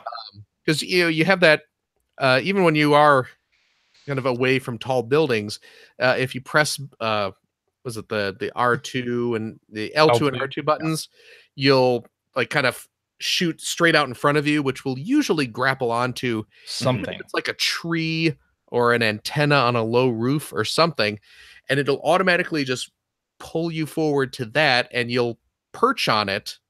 Yeah. But if you time it just right, if as you're just about to land on it, you hit the jump button, and you'll just spring yourself off of it, and you're flying again, and you can even chain those together. The sense of momentum is really nice. Yeah. So it is, and the control in general, I've found to just be super responsive. Like if I ever get in one of the fights or whatever, if I'm ever getting totally pummeled, it's because it's my fault. I didn't press the circle button when the Spidey sense was going off. Like, I never feel like I'm fighting the controls. It just feels very natural and very fun to sort of get in a flow with the combat. No, sorry, go ahead, Phil. Oh, no, I was just talking about it. I'm really digging it so far. I'm surprised actually for an open world game, and we've said this on the show, like kind of tired of open world game with icons everywhere, and it's so boring. But I found myself like hunting down backpacks for a good like couple hours, just having fun swinging around, and then between those backpack runs, there would be inevitable crimes that occur. Yeah, that I would interfere. It's New York, right? Because it's New York, of course. Yeah. Crime's gonna happen. But and I'd get a couple experience points there, and I'd level up, and I'd unlock a new skill, and I felt like I was progressing, even though I'm doing like the most mundane task in almost the entire game, just collecting backpacks. But I'm still having fun doing all of it. Well, the game kind of scratches the same itch for me that Crackdown did. Exactly. Yeah. Because exactly. you're given this large world. You have the missions you can run off and do. There's like the little like side missions that you can tackle, like the random street crime and stuff. And you have the collectibles, which, again, throw me in like a GTA game, and I will get kind of bored with running around getting those collectibles after like an hour or two. But just the way you traverse the city, being able to run up buildings or leap around and swing and all that stuff. Yeah. That's what makes that game fun So for me. Spider-Man is the best Crackdown game ever. Is that what you're saying? Might be. Here's well, it's ruined Crackdown 3 now. Well, let's be fair. I think, yeah. The endless delays have probably ruined Crackdown 3. But well, that might be going back to the combat a little bit, though, I agree. Like, I was immediately reminded of the first time you played Arkham Asylum. Because the combat there for Batman was so fluid, and it was sort of such a revelation when you first played it, where it's like, oh, okay, I can take on like a horde of attacking enemies, and I feel like I can control it. I feel like what's happening is what I want to happen, right? And Spider-Man is very much the same way, although it's just different enough, because I found the first couple battles that I actually sort of slipped into that mode a little bit, and it's not quite the way the game wants you to play it, but it's so versatile, and I mean, it feels like you're Spider-Man, I love the idea that you can shoot just the tap of a button, shoot web out to a targeted enemy, and either draw them in or just start, deliver a punch from across the room and that sort of thing. And they've just incorporated the web slinging along with sort of basic acrobatic fighting, and it feels you feel like a complete badass while you're doing it. And what I love is that button mashing doesn't necessarily work, but you can be a little sloppy with your input too. Certainly. And it's still very fluid. I could see mastering it. I don't know that I will, but I could see people mastering it and being amazing at it. But I feel like even sort of at my plebe level, there you go. Yeah. Or incredible. But at sort of my plebe level, I still pull off some really amazing moves and have control of the environment like I didn't really expect to be able to. Yeah. And how about those accessibility settings? Let's just talk about that for a second, where you can turn off QuickTime events entirely. Yep. You can turn off puzzle mini games as well. Those are Phil's favorite part. Skip them. any option that allows me to play less of the game. You like it. Is what I'm into. Press I win.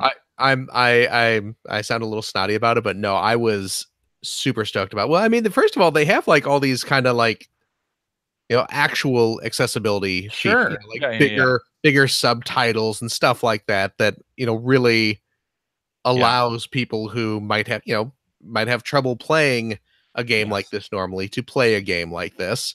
But then if you just I want to swing around the city and punch bad guys and thwip, and I don't want to have rope. rope. My rope shooters are empty. I got her. I need some hemp, man. It's all natural. But if it's ropey, you should go to the doctor. Jeez.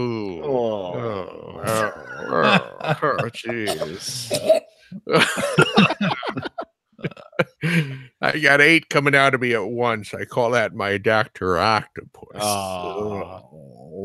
Yikes. So I thought I was bringing the class. That was worse. Jeez, Phil. Gross. You really went. Yeah.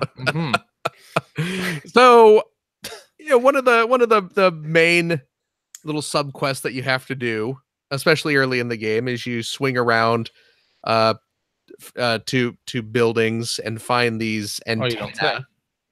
You do. You rope yourself to these buildings, and you find these antennas that you have to sort of hack into. Yeah, it feels a little Assassin's Creed / Zelda. I was a little bit disappointed the first time I had to do that. Yeah, but and I'm just like, it's so quick though, even if you don't turn off the mini game. It's not, it's not quick enough because I'm flipping around, and I don't want to sit here and twiddle my analogs to match up a sine wave. So I like,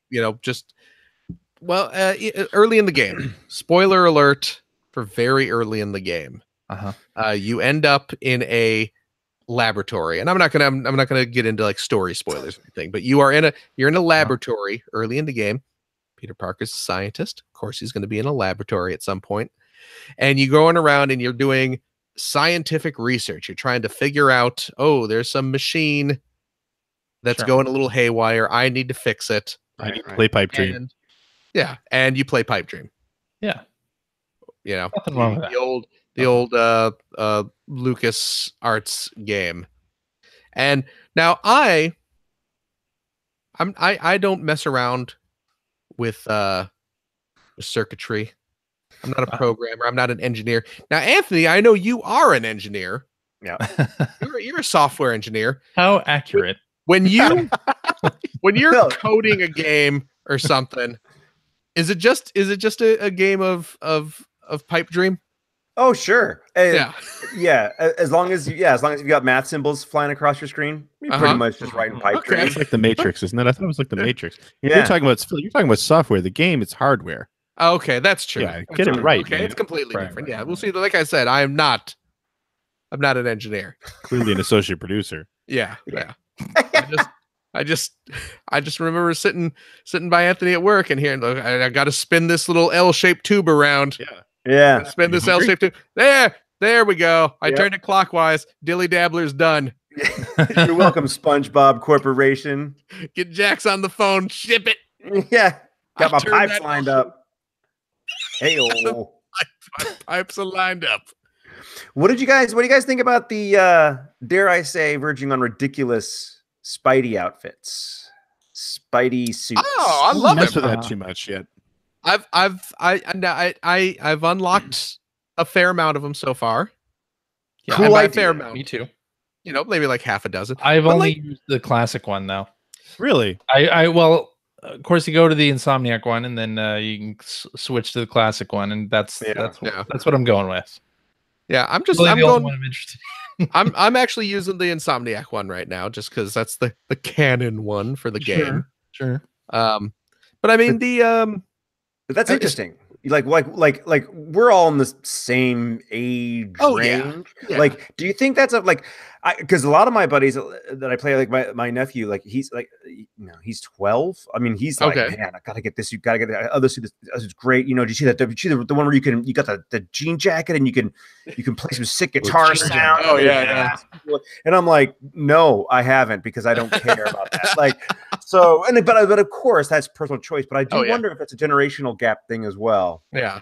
Well, I think it is. Yeah. And a comic book fan or not thing. Well, I know that's a really good point. Of course. We actually, just before recording tonight, my kids and I sat down and watched Infinity War. We finally grabbed Infinity War. And I thought it was interesting to see that the Spider-Man video game trailer that played beforehand, the whole point of it was to call out that the Iron Spider outfit is in the game. And in fact, it showed one of the opening cinemas where he's not wearing that. But you know, he changes, and that's the whole trailer. The whole trailer is literally like, oh, which cool outfit should I wear now? And he's on his phone and swipping through them, and then it's like, oh yeah, Iron Spider. I mean, he's thwipping through them. He's roping. He's roping through them. Yeah. I'd appreciate if I'm going to come to this show, we stick to canon. So okay. Yeah. But yeah. Go ahead, Anthony. Go ahead. I was just gonna say, the extent of my suit selection goes to me basically just getting the best offensive capabilities. So like the electric punch, I forget the name of the suit. Pretty solid, maybe even overpowered, but I'll take it. Sure. But you know what though? I don't. Maybe you didn't notice this. It's clearly you put the game down after like 5 minutes. I don't need that, Phil. I don't need that. Now but you can. I'm gonna rope my ass out of here. You can use different suit powers in whatever suit you want, right? Swap. Yeah, because all the suits do have their own unique power, but you can assign those powers to any suit you have equipped. Exactly. Yeah. So you don't have time for that. Come on. So yeah, it does. So you can have like classic Spider-Man suit. Make them like Spidey pips. You can put in any suit you want. You know. Well, it is. It's like that. It is exactly what it is. But did it show him doing it? Yes.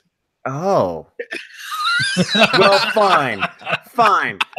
Anthony 0, Spidey 1. No, okay? if you go to the if you go to the menu and there's the little suits sub menu. Yeah, I thought it was just suit power go. No.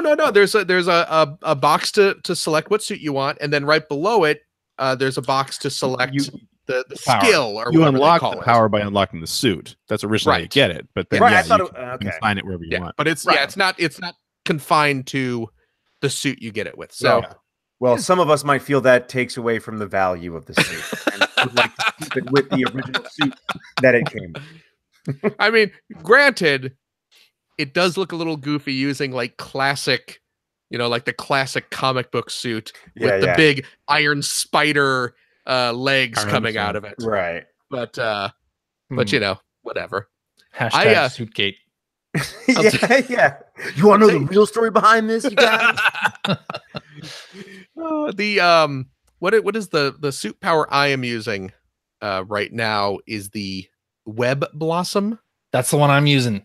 It's awesome. Boy, Web Blossom. I have not found anything I like more than that. Death Blossom from Last Starfighter? It actually is. Oh, it's yeah. exactly like sweet. that. Yes. Yeah. You jump up into the air and you just start spinning around like crazy, Oh, shooting. that's exactly what it is. It is exactly the Death Blossom from Last Starfighter. All right, I'll play it again. Yeah. I mostly just want to watch Last Starfighter now. It's great too. Yeah. It's actually super useful because when you're confronting just like you get there's a mugging or a break-in, you'll swoop down and there'll be just like a group of thugs standing there, and you just land right in the middle of them, activate your Death Blossom, and then just like 80% of them are just done. dead and stuck on a wall. And then you just have to take out the couple stragglers that are left. So, God, that's awesome. Yes. All those hot ropes just going everywhere. Is it like the Last Starfighter when is he really spent afterwards? Like, yeah. He's like, I need a little time to reach. Yeah. Give me like 20 minutes to reach. Greg, give me some more power and the vitamin water Oh God. Suddenly feel very dehydrated after this. Okay, and Armada's right on our ass. Grow up, CJ. This is a family show. Come on, man. That's right.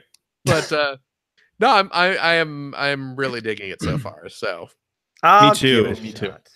It is like so well made too. Like it's beautiful too. It's like CJ and I were talking to each other there last night on Slack, and basically like this is bringing it to another level. Like Sony and Insomniac have kind of thrown the gauntlet down for this holiday season. Yeah, right. Because this game is just so impressive right out of the gate.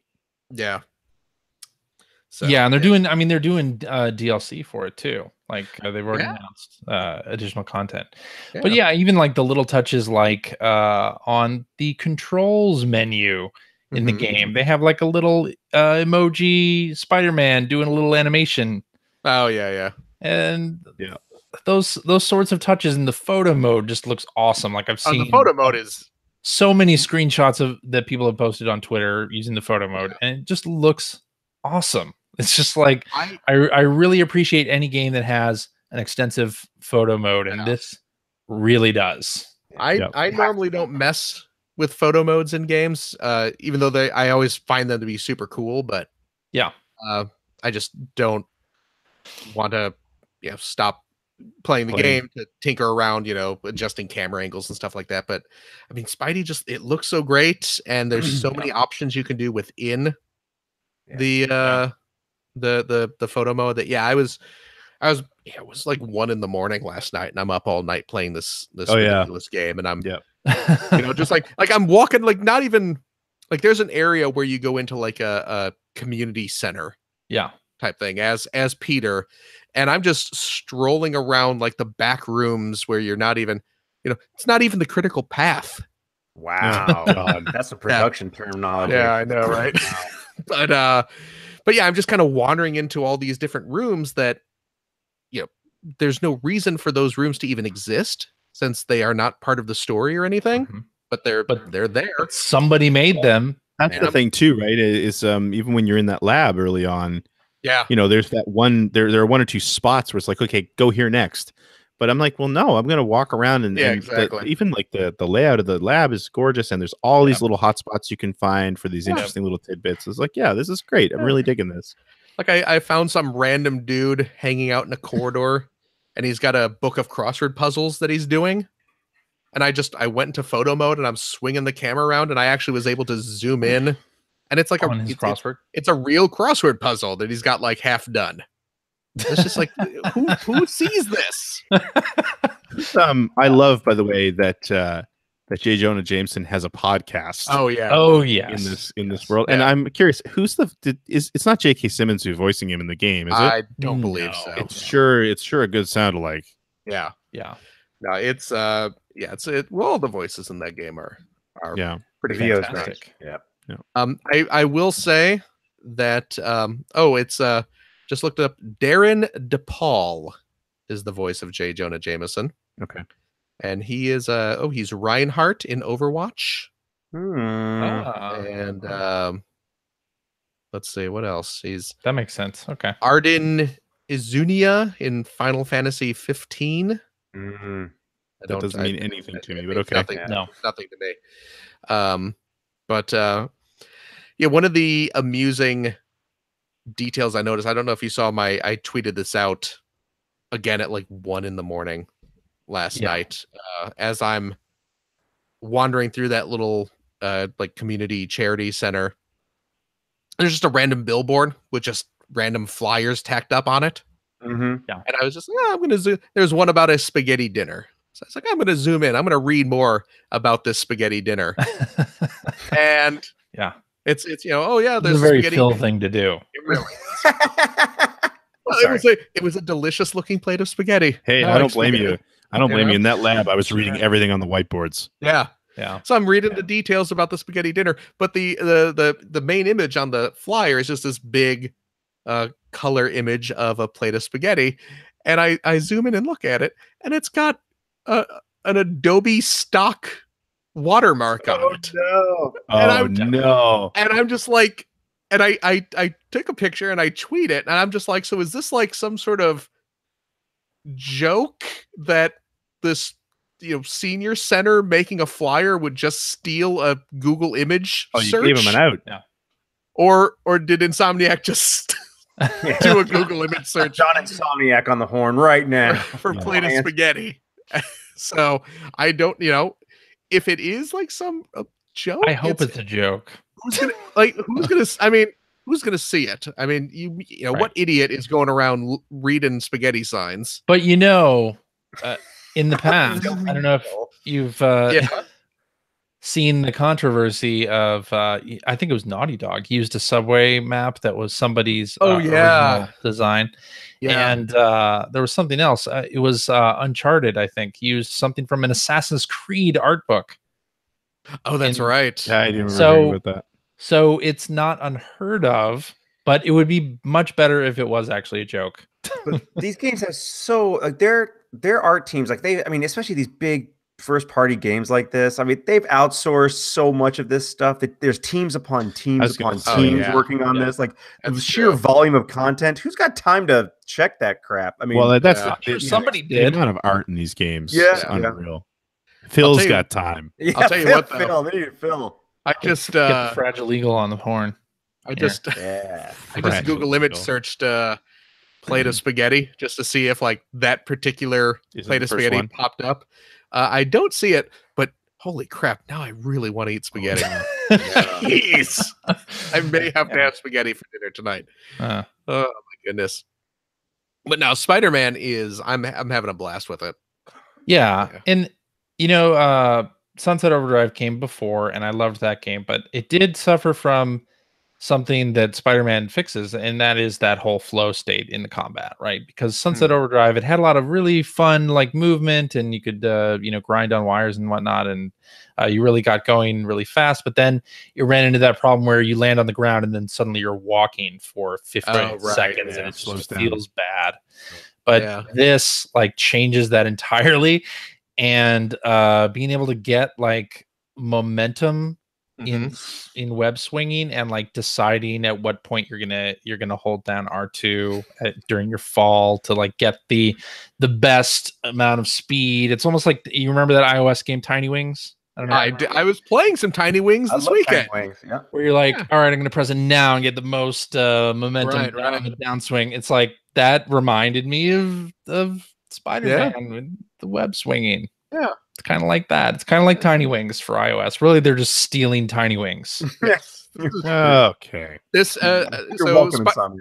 Marvel Spider-Man PS4 by Insomniac, pretty much just Tiny Wings. Put that on the box. Right out of the box. And so I think they announced today that it's the fastest selling Marvel game ever, and it's sold twice as much in the first week or first few days than God of War. So I think it's the fastest selling game of the year. Well, I mean, would have thought though that assigning an amazing developer to an amazing license would work out. Would actually work. Wow! Like, imagine that. Just like, yeah. Yep. It works. And I just sent you guys one of my photos. One of your spaghetti photos? No. One of my photo mode pictures. Oh, okay. Gotcha. So, if you want to see Spider-Man swinging through. I don't know if I want to click on this. Do I want to click on it? I clicked on it a while ago and I had to like put it away so I made it. It's on. Go to my Twitter. Go to @whimsicalphil on Twitter and look for the comic book framed image of Spider-Man. Class that is filthy of all. Swinging through the streets of New York. He's yelling, yeah! Right into his crotch. He's got his rope. Yeah. Sure. He's got his rope. Okay. There we go. Let's move on. It's a good game, all right? I like it. That is a good game. Are we done? I like it. Are we done? Let's do one tweet. I guess we should do some tweets, yeah. You did put out the call. You put out like a couple calls for tweets, so. Oh, I usually do 2 calls for tweets. Yeah. So we should do 1 tweet. Yeah. Okay. Are we doing tweets now, Phil? You got to signify that it's time for tweets. It's tweeting time, everybody. Gather round, we're listening to tweets. If you got something that you want to say, just give us a tweet. And we'll read it on the show, maybe, if CJ deems we have time. So come on, gather around with your Twitters, and we're going to have a good time. Damn. Let's do this one from Hacker Alias Docky, who says, Spider-Man has options to disable button tapping and to skip or omit QTEs and puzzle minigames. Which parts of which games have made you quit? What would you disable? I would disable boss fights in lots of games. It's not a bad idea. A lot of games have unnecessary boss fights. What? True. Very true. Much fun. Some of them are. In fact, a lot of them are. But you know what? I'm gonna throw this game under the bus. What's the game I loved? One? Arkham Asylum. Okay. That last boss fight. That roided up Joker bad. Fight was not good. Yeah. Not good. I would have skipped that. I would have skipped roided up Joker. Do you want that in your accessibility options as well, Phil? Just like mini games, puzzle games, boss fights. Just want to skip them all. Yeah. FMVs, I'm out. Skip if you can skip gameplay. If I could just pay $60 to have someone describe to me in 5 minutes what this game was like. I would be up for that option. All right. There we go. I like it. Boy, what are some? I'm going to say, so you were talking about the pipe dream thing, and I think that that's valid. And for me, like even in Spider-Man, like it's fine at the beginning, but as those puzzles get harder and take longer, is you have to do them. No, you can turn off at any point in the game. You can switch. Okay, what I'm saying is, without turning off the feature, that I don't know. Do you have to play the puzzles to get through the game? I don't think you do. I don't know.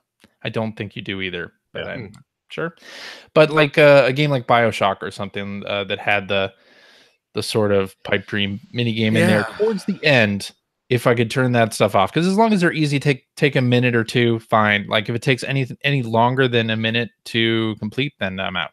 Yeah, I remember maybe it was Elder Scrolls. I can't remember. There was some game I was playing where there was a lockpicking mini game, but they actually had the option to auto lockpick. But I think it cost you a certain, like, because your lockpicks would break if you screwed up the mini game. So I think it was like for 10 lockpicks, you can just, it worked. You know what I mean? Right, Like right. you tried 10 times and you unlocked it. So congratulations. You know, like that sort of thing, which was great. I want to say it was an Elder Scrolls game, but I can't remember for sure. And the Spidey doesn't seem to have any punishment for turning those off. That's because I really wonder if they're even required. Because I mean, you still get stuff the experience. Yeah. For, like you activate a tower by pressing R1 instead of doing the little analog twiddles. Oh, you get experience? You still get experience for it. So I don't know. I can't think of anything else that I would turn off. Yeah, annoying mini games seem to be kind of it. QTEs. I like the QTE thing, or an option that Spider-Man has that a bunch of games recently have had, where it instead of tapping a button to do the QTE, you can just hold it down. Oh, okay. Yeah, I appreciate that. That's very much an accessibility I option. think God of War has that, and then Spider-Man has that too. Yeah, because again, someone may not have the finger strength or dexterity. Right. But I appreciate it as an old man now that I don't have to. Yeah, now that you got your arthritis kicking in. I would say in other games too, I'm not necessarily getting rid of the QTs, but I like to see something along the lines of, you failed at this step like 4 times now. Maybe we'll loosen up the timing on a little bit, or maybe we'll just get you past that point, let you continue on, like. Well, Nintendo's been doing stuff like that. Yeah. Yes. Like the Mario games where you'll get like the white Tanuki suit or something like that. Yeah. Just that's exactly the type of thing. Yeah, you die a couple times and they're just like, here's a little extra boost to get you through. Yeah, I definitely appreciate that. Anthony, what do you have anything you'd skip? I think I don't mind. See, I like the mini games. I find it gives me a chance to reset, move forward. I don't, and before I have to get back into the mix. I don't like having my flow, broken. Like especially with something Spider-Man, where you're like you're going well. But I don't know. I like just playing it how it's they want me to do it. I don't want to skip anything. I don't get angry about that. Like sure, like except for the fundamental basic stupid mundane stuff. Like if I'm at a save state, like where I have to watch the stupid intro cutscene again, let me skip that. Like, but that's that's basic stuff. You're talking about more gameplay features. Now I kind of like it as is. Don't judge. Well, I actually had because I tweeted out how much I enjoyed the being able to turn off those like the quick time events and the mini games and just how I it makes the game more what I wanted to play. And I had a couple people respond. I mean, they weren't jerks about it or anything, but they were like, I enjoy the games. It mixes up the gameplay, introduces a new type of challenge. So it's like, hey, if that's your thing, then go for it, If it's like repetitive, if it causes like repetitive insanity or unnecessary waits, I'd want to skip it. But I think that's very rare, very, very rare where that's an occurrence. It does sound like something Rare would do. It does. It does. Collect all the bananas. You're the wrong ape. Yeah, sorry. You can't pick up the red bananas. No. Is there a switch in Donkey Kong 64 to turn off the fetch quest? No, because then there'd be no game. It just goes straight from the intro to the ending sequence. Yeah. I liked Donkey Kong 64. Yeah, we read your EGM review. Yeah, Hacker Alias Zelda 2 AOL says, how would things have turned out differently for the N64 had it used compact disc media rather than cartridge? I would say that there's a chance Square would have stuck around. Yeah, which I think would have been a big deal. Yeah, it would have been a big deal. That is true. Yeah. Yeah, I don't know if it would be the complete 180 game changer that some people think it would be. No. We still have carts today, obviously. I mean, in some form or another. So yeah, it worked for Nintendo for a while. Yeah. At the time, I think they had a point with load times. No, they didn't. Well, no, they didn't. But I mean, looking back on some of those games, load time was a thing. I would it have been better? Would Nintendo not have had to deal with Sony being number one in that gen. I don't know. I think they would have put up a better fight. I don't know that it would have made as big a difference in North America because I think the N64 did okay, but didn't it really suffer in Japan? I don't know. Did the N64 not do well in Japan? I don't know. I kind of always wondered if that would have been the case had they gone. I'm going to look it up now. How would things have changed if the N64 was a CD media rather than cartridge? Probably wouldn't have seen so many Japanese companies jumping ship and going on the PlayStation. That's the only thing it would have prevented. Yeah. And if that might have been enough to swing the market, but then again, maybe not. Right. You know what? There's some sort of alt version of our timeline where Nintendo did go to compact disc, and we're all playing the Sega Switch right now. And Miyamoto is at a disc pressing factory, and he falls in the machinery and is stamped into discs, and we lost him. So be grateful, like Lawnmower Man, or be grateful for what we have. You know, it could have ended in tragedy. Don't mess with the time continuum, people. Like, be thankful. I know we all wanted Final Fantasy VII on a Nintendo system, but the stakes are too high. They're too high, man. You cause a rift like that? These questions are always interesting to me because it's almost like, you know, what if Apple never did a phone? Like, would we be playing games at all, or would we have like huge Blackberries with physical keyboards on them still? Like, I still have my Razor, I'll tell you that much. It's hard to say if that would be a good outcome or a bad outcome. Like, if Nintendo didn't have the experience of Square going elsewhere, would we have the Switch? Would we have had the Wii? Like, would we have had all these other things that happened if they hadn't faltered with cartridge? Or did they even falter with cartridge? Yeah. Well, it's like I always say, if I could turn back time. Oh, man. If I could get late. All right. Alrighty, that is our show for this week. That's where I'm ending it. I didn't do question for us, or would you like to throw us a comment like Spider-Man with the thwip thwip? Just rope. Rope us a comment. You can direct those ropes to @P1 no. Send your web blossoms to Phil Theobald. Oh God! At Whimsical Phil. Beware. That's what they call an awesome blossom. Well then. Or you can go to our internet website at player1podcast.com. There you'll find our contact information. You'll find Generation 16 episodes from Mr. Greg Seward. Yep, putting the finishing touches on the latest script. Excellent. You'll find show notes and links for all the stuff that we talked about during the show. You know, for any episode, you can go to Player One Podcast / and then the episode number. And you'll find the links. Did I just flick the camera off there with my little middle finger thing? You'll find links to everything we played. So if you missed a name or something that we talked about, you can just check the website. It's handy. We also have one of them Discord servers. You can hop on that and chat about video games with us. Or if you're one of them old school people that really likes message boards, our website has one of those. You can get on there if the RSS feed automatically posts the topic, which it really hasn't been doing for the past few weeks. You can chat about video games with us and our other listeners there.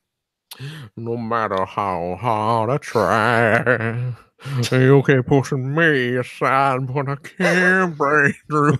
I'm just terrified that you know that much of that makes the lyric. No talking to you. Oh, he Googled it. Well, yeah. I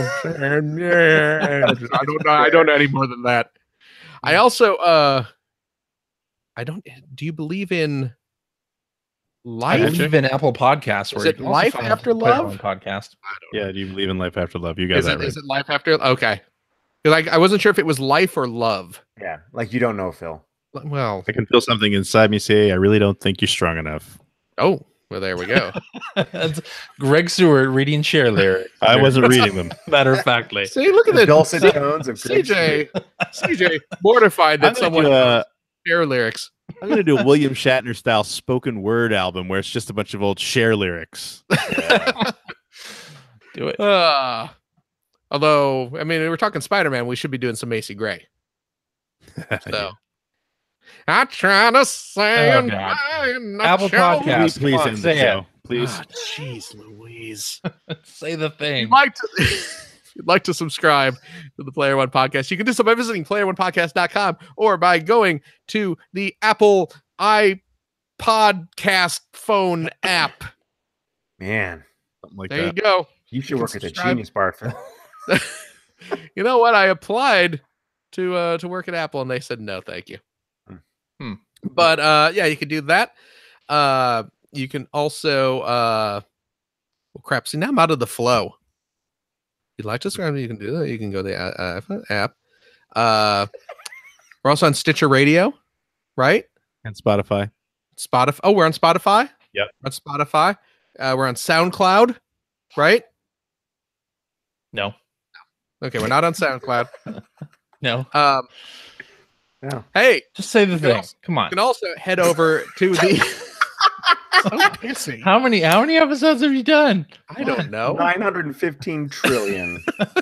You can head over to the use the application. We got a Player One app. Go to the app store. Spend $1.99. Cheap. Gives you one touch communication with us via the email, the Twitter. No What have ropes you? required. No, bring your own ropes. BYOR. You also have all of our episodes ready to stream right to your listening device. And hey, Android cell phone, telephone users, the Player One Podcast iPhone application is available for your listening device as well for that same $1.99. Also cheap. Yeah, that's over there at the Amazon Android Marketplace. You can find it. We already said Stitcher, blah, blah, blah. Hey, if you've liked what you've heard, I didn't. Pledge And for how could Starflight you? 3. Oh, that's there you go. actually that's what you should do. You can head over to patreon.com/P1 podcast. Throw a few shekels our way. It keeps CJ swimming in share MP3s. We'll still Fishnet buy stockings. MP3s, right? Use share MP3s. fishnet stockings. Yes.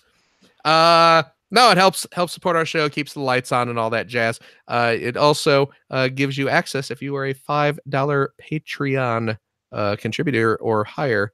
You get a special post show where things get a little exciting. So But we're not going to do please. one tonight because We're not. What? We were, Right. but then we started this intro, and then 40 minutes later, I it's like, waxed for 40 minutes nothing? That's right. Not for nothing, buddy. Ah, boy. Hey, God. if you have a couple bucks left over, head over to generation-16.com, where you'll find the Patreon link to help support Greg Stewart's outstanding, and it is outstanding, video web series about North America's favorite second banana, the Sega Genesis. thanks, Phil. Oh, thank you. CJ, Yeah. thank you. Thank you, Phil. Yeah, you know, whatever. Gregory, Yo. thank you. Thanks, Phil. And of course, super extra double spectacular thanks to our outstanding guest, Anthony Vaughn. Anthony, remind everyone where they can contribute to the outstanding Starflight 3. Well, first of all, Campaign. thank you guys very much for having me. I always have a lot of fun. You guys are a blast. I'm glad I've been following the show. If you want to support Starflight 3, head to fig, like the fruit, fig.co/Starflight3, all one word, and make a pledge. They got a lot of cool prizes for you kids. Nice. Yeah, I gotta throw some money at this or my wife's gonna kill me. Yeah. But thank you guys for having me on. This was super fun. I'd love to come back and Thanks just for being here. Yeah, seriously. Starflight or no Starflight, just to hang out, chat. So thanks. Yeah. In And- another 500 episodes, you'll be invited back. Yeah, exactly. I'll just be doing every 500 thing. It'll be great. Yeah. Oh, and if you want to come see us live, remember, we've been plugging this for a couple months, but we are going to be in fabulous Las Vegas, Nevada this October for Scoop Fest 18. It's like 3 weeks or 4 weeks away. Yeah. Fabulous Getting folks close. at Matt and Mattingly's Ice Cream Social. the funniest podcast out there. They have invited us back to Scoop Fest again this year. It's going to be live podcast, improv, comedy, magic, tons of fun, great people in a fabulous city. This is October 12th through the 14th. There's also a special VIP night on the 11th, where we're all going to be going to the Tournament of Kings at Excalibur. What? It's gonna be a blast. Awesome. Oh yeah. Yeah. Head over to heyscoops.com /player1. That's numeral 1 or ONE. We like it both ways. And you can get why that's where you can save a few bucks off your ticket. True. To get into the Scoop Fest. So yeah, if you can make it out, it will be awesome. We are looking forward to hanging out with the Scoops again this year. So that's that. Again, Anthony, thanks for coming on. And I guess we'll see everyone next week. Thanks, guys. Appreciate it. Bye-bye. Thanks, Anthony. Thanks, Bye, guys, so much for having everybody. me. Bye. Bye.